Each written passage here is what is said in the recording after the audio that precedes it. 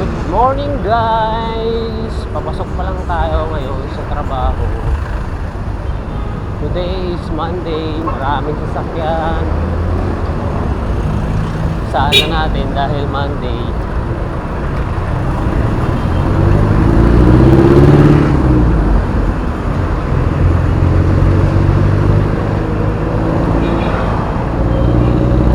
Tayo nagsimula ng vlog guys sa may monumento banda.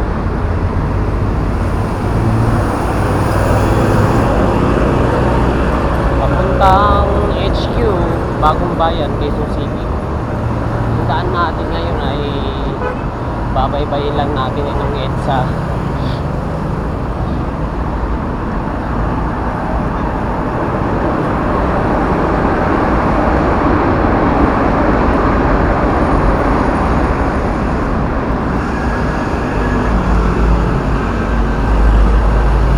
Maganda kasi dumaan dito sa EDSA dahil may bike lane.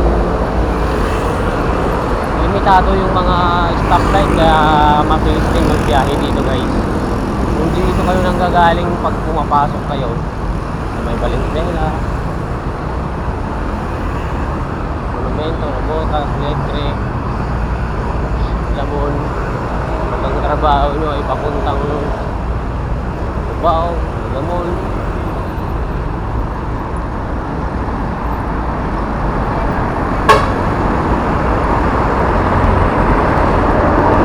maganda dumaan guys kasi may sarili tayong bike lane dito. Good morning pala sa mga followers natin dyan, mga kaibigan, kamag-anak, di followers na magiging followers pa natin dyan guys. Shout out po sa inyo, ingat-ingat din sa pagpasok sa inyong mga trabaho. Dahan-dahan lang sa pagbabiyahe, pag nagbabike kayo, nagmumotor, nagsasakyan, ingat-ingat lang guys.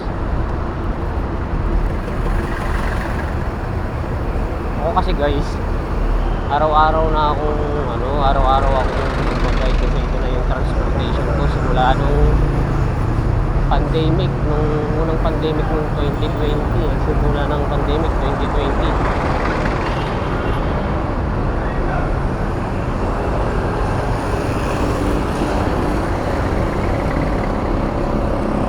Kaya nasanay na rin tayo sa pagbabike. Approaching na tayo dito guys sa may Balintawak.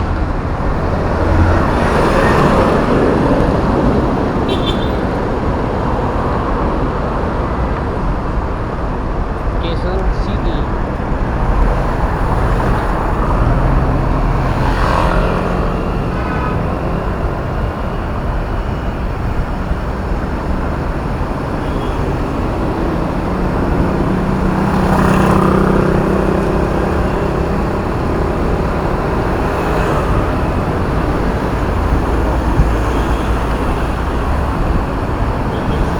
Yung public market ng Balintawak guys.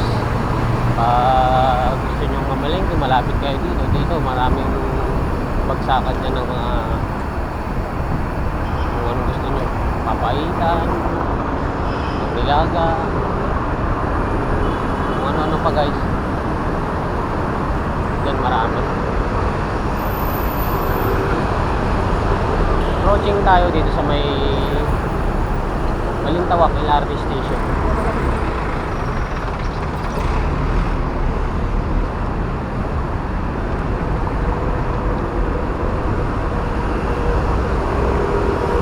Ito yung bike lane guys sa Balintawak,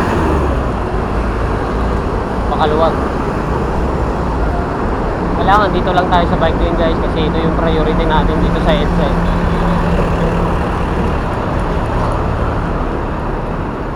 Lilis lang tayo pag naharangan itong bike lane guys.